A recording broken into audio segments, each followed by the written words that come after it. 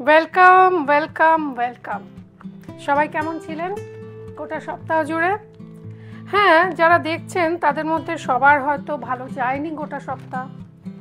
সকলের একটু মনটা খারাপ ছিল। এই দেখুন, এই একটা বেগুনে আবার পোকা বেরোলো। বেগুন কাটছি কেন? তার একটা কারণ আছে বই কি। বেগুন যখন কিনবেন তার মধ্যে যদি পোকা থাকে না, এই বেগুনটা আমি ফেলবো না। তার মানে এটার মধ্যে কীটনাশক একদম কম ছিল, প্রায় নেই বললেই চলে। কীটনাশক স্প্রে করা হয় যে বেগুনগুলোতে, সেগুলোতে পোকা ধরে না। তো আমার বেগুনে পোকা থাকলে রাগ হয় না, ভালোই লাগে। ওই অংশটুকু ফেলে দিয়ে বাকিটা ভালো করে ধুয়ে খেয়ে নিই। আচ্ছা, বেগুন দিয়ে আজকে আমরা বানাবো বেগুন বাসন্তী। খুব ইজি রেসিপি, কিন্তু একটা ছোট্ট ঘটনা আমাদের সকলকে মনকে নাড়া দিয়ে গেছে এই সম্প্রতি। আপনারা জানেন, সত্যি আমাদের মনে করে দিয়ে গেল আহমেদাবাদের যে বিমান দুর্ঘটনা, যে জীবনটা না কীরকম, মানে আমরা কত ঝগড়া, কত অপ্রাপ্তি, কত কিছু নিয়ে সবসময় কমপ্লেন করতে থাকি। কিন্তু ওই দিনকের পর এতটা মনে আঘাত লাগলো যে মনে হলো যে না, আমি আমার ব্লেসিংসগুলোকে কাউন্ট করতে শুরু করলাম, যে কত কিছু আমার এই মুহূর্তে আমার কাছে রয়েছে।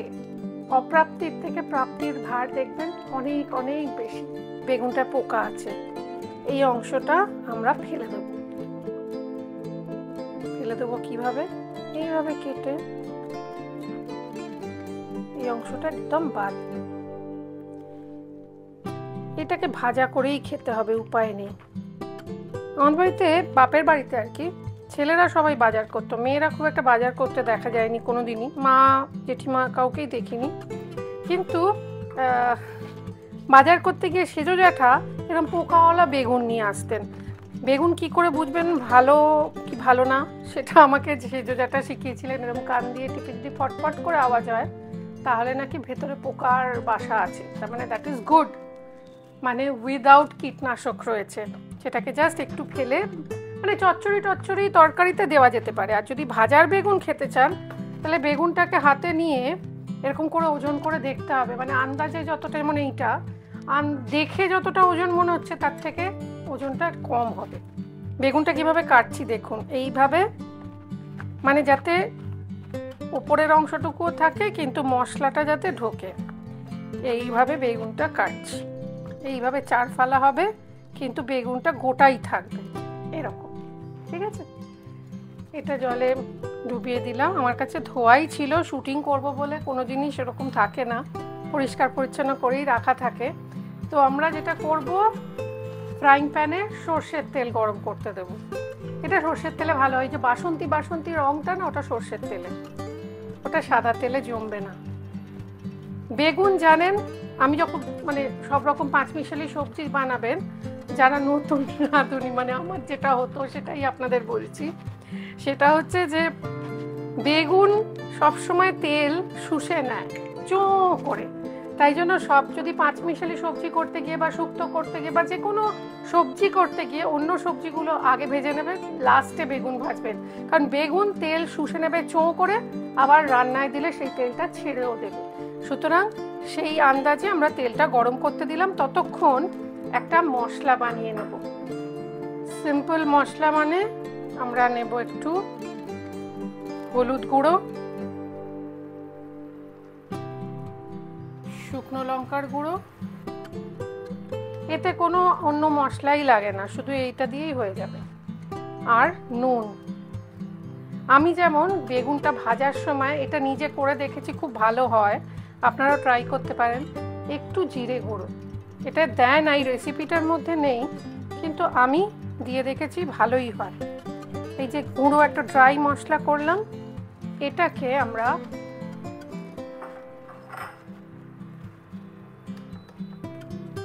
বেগুনটাকে ভালো করে জল ঝরিয়ে নেব।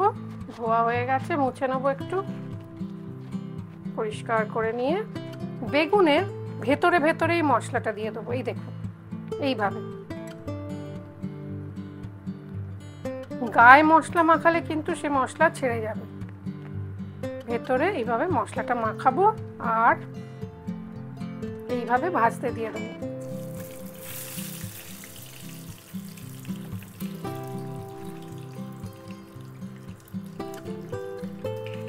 কি রয়েছে এর মধ্যে? হলুদ গুঁড়ো, শুকনো লঙ্কার গুঁড়ো, জিরে গুঁড়ো আর নুন। এই দিয়ে বেগুনটা আমরা ফ্রাই করে নেব।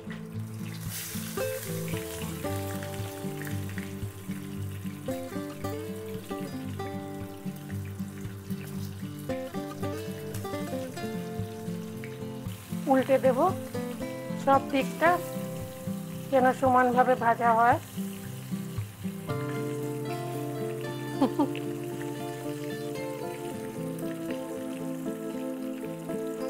আপনার কাছে টং থাকলে সেটাও ইউজ করতে পারেন।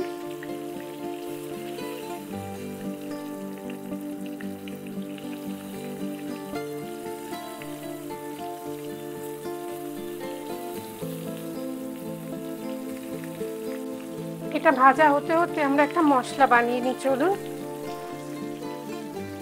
খুব ইজি একটা মশলা। সাদা সর্ষে, পোস্ত বেশ খানিকটা। পোস্তর দাম যা বেড়ে গিয়েছে, সত্যি পোস্ত খেতে আমাদের ভাবতে হয়। এটাকে একটু ড্রাই গুঁড়ো করবেন, তাহলে মিহি বাটা হবে, কেউ ধরতেই পারবে না শিলে বাটেনি।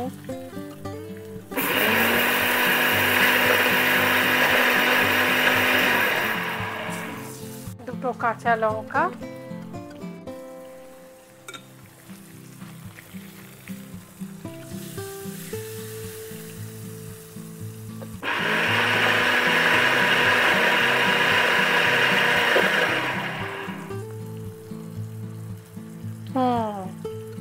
একদম মিহি হয়ে গেছে দেখুন। এবার আমরা দেখুন বেগুনটা না একটু সাইজে বড়। এটা যদি শীতকালে ছোট্ট ছোট্ট বেগুন হতো তাহলে বেগুনটা তুলে রেখে গ্রেভিটা বানাতাম, কিন্তু এখন তা করব না। আমরা এর মধ্যে একটু কালো জিরে ফোড়নে দিয়ে দিলাম। এবার আমরা দেব এই মশলাটা।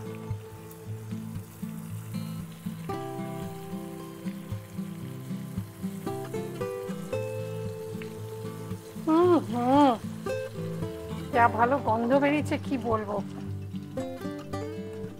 এবার একটা খুব ইম্পর্টেন্ট জিনিস এর মধ্যে অল্প মিশে আছে, কিন্তু আমাদের দিতে হবে আরেকটু। দ্যাট ইজ, এই দেখুন বাসন্তী কালারটা কিন্তু সর্ষের তেলের, বাসন্তী কালারটা কিন্তু হলুদের নয়। দিলাম। এবার এটাকে আমরা একটু, হিন্দি মে বলে পাকনে দেंगे। এবার আমি নতুন নতুন হিন্দি শিখেছি না, কেমন লাগছে আমাদের হিন্দি অনুষ্ঠান? অনেকে প্রচুর হাসছেন আমি জানি, কিন্তু এখন হাসলেও দেখবেন পরে এটা ভালো হবে। এবার এর মধ্যে দেব, আমার মনে হচ্ছে একটু জল লাগবে, একটু মিক্সি ধোয়া জল। আমার ভাল লাগে না মশলা নষ্ট হলে। একই পোস্তর এত দাম, ওরে বাবা, এইটুকু প্যাকেট 200 টাকা, 222 টাকা। আবার পোস্ত যদি নিম্ন মানের হয় তাহলে কিন্তু সেই খাবারের টেস্ট আসে না, এই আরেক ঝামেলা। এবার এটাকে আঁচ কমিয়ে দেব, একটু নারকেল কোড়া দেব। এটা না আমি অপশনাল, মানে একটু নিরামিষ রান্নায় আমার নারকেল দিলে ভালো লাগে, তাই আপনারা নাও দিতে পারেন। এটা ঢাকা দিয়ে মিনিট 3 হোক। বেগুন তো ভাজার সময় অর্ধেক সেদ্ধ হয়ে গেছে, জাস্ট ঢাকা দিয়ে একটু ভাপে হবে, তারপর আমরা বাকি রান্নাটা দেখাচ্ছি। শুনেছি বেগুন অ্যালার্জেটিক, মানে যাদের অ্যালার্জি রয়েছে বেগুনে তারা তো বেগুন অ্যাভয়েড করবেনই, কিন্তু এছাড়া গ্যাস্ট্রিক আলসারের পেশেন্টদের জন্য বা প্যানক্রিয়াইটিসে ভুগছেন যারা, তাদেরও নাকি বেগুন খাওয়া বারণ। তো কারা কারা বেগুন খাবেন? ডায়াবেটিক পেশেন্টরা খাবেন, হার্ট পেশেন্টরা খাবেন, নর্মাল যারা তারা খাবেন, আর কারা খাবেন পুরোটা ডিটেলে শুনে নিন ডক্টর নারায়ণ ব্যানার্জির কাছ থেকে। কথায় আছে না, কোনো গুণ নাই তাকে বেগুন, তা কিন্তু নয়। বেগুন যদি আমরা একটা খাবার হিসেবে দেখি, বেগুনের প্রচুর উপকারিতা আছে, কিন্তু যাদের অ্যালার্জি আছে তারা বেগুনটা অ্যাভয়েড করবেন। বেগুনে কি আছে জানেন? প্রচুর পরিমাণে ফাইবার আছে, ভিটামিনস আছে এবং বিভিন্ন খনিজ পদার্থ অর্থাৎ মিনারেলস আছে। আর বেগুনে খুব স্ট্রং অ্যান্টিঅক্সিডেন্ট আছে। এই অ্যান্টিঅক্সিডেন্ট এবং ফাইবার হার্ট অ্যাটাক প্রিভেনশনে কাজ করে। এটা কিন্তু খাবার ইচ্ছা একটু কমিয়ে দেয় যদি বেশি পরিমাণে কেউ বেগুন খায়। এবং খাওয়ার ইচ্ছা কমিয়ে এবং ফাইবার বেশি থাকার জন্য এটা কিন্তু আপনার ওজন কমায়। এটা কিন্তু পটাশিয়াম বেশি থাকার জন্য বেগুনে এতে কিন্তু রক্তচাপ নিয়ন্ত্রণে অনেক সাহায্য করে এবং ফাইবার বেশি থাকার জন্য বেগুন কিন্তু সুগারের রোগীর পক্ষে অত্যন্ত উপকারী। সুতরাং যাদের রক্তচাপ নিয়ন্ত্রণে নেই এবং পটাশিয়াম নরমাল আছে, কিডনি খারাপ নেই, তারা অনায়াসে বেগুন খেতে পারে। যারা ডায়াবেটিক পেশেন্ট তারা বেগুন খেতে পারে। যারা হার্টের পেশেন্ট বেগুন কিন্তু তাদের হেল্প করবে। বেগুন নিয়ে ভয়ের কিছু নেই, বেগুন কোনো খারাপ জিনিস করে না, আপনারা নিশ্চিন্তে বেগুন খেতে পারেন। এইবার একটা পাত্রে একটু টক দই নেব, 3 চামচ, বাস একটু নিয়েই নি, ভাল লাগবে দেখতে। এর সঙ্গে আমরা শীতকালের ধনেপাতা যদি থাকে ভালো, মানে যাদের শীতকালে ধনেপাতা বাড়িতে লাগানো আছে গাছ, তারা ঠিক আছে, আদারওয়াইজ এই পার্টটা আপনারা শুধু দই আর চিনি দিয়েই করতে পারেন। এরপর দেব একটু চিনি। আমরা এই এদেশি রান্না তো, এগুলোতে একটু মিষ্টি লাগে, নিরামিষ খাবারে আমরা একটু দিই চিনি। এবার দেব 1 চিমটে মতো কাশ্মীরি লঙ্কার গুঁড়ো, কারণ এতে কোনো ঝাল উপাদান নেই, একটু সামান্য লঙ্কার গুঁড়ো দিয়েছিলাম। এবার এটাকে আমি ভালো করে মিক্স করব।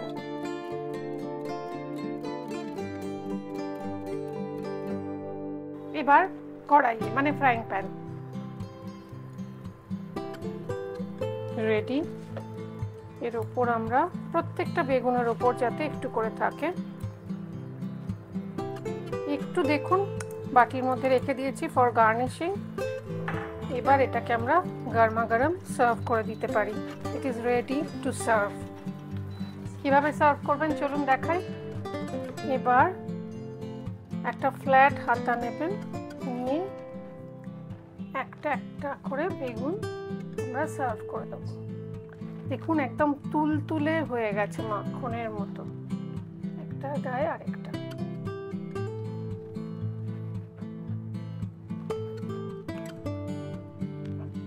উফ, যা ভালো খেতে হবে না।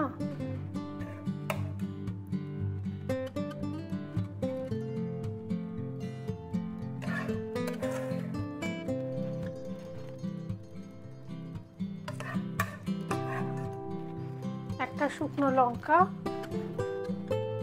গ্লসি দেখতে লাগার জন্য এখানে দিলাম, আর যেটুকু বাটিতে রাখা ছিল না সেই দইটা এর উপর দিয়ে দিলাম।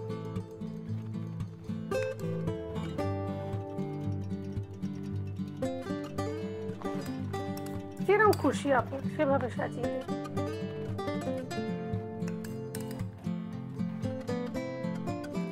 বাস, বেগুন বাসন্তী রেডি অ্যান্ড সার্ভড।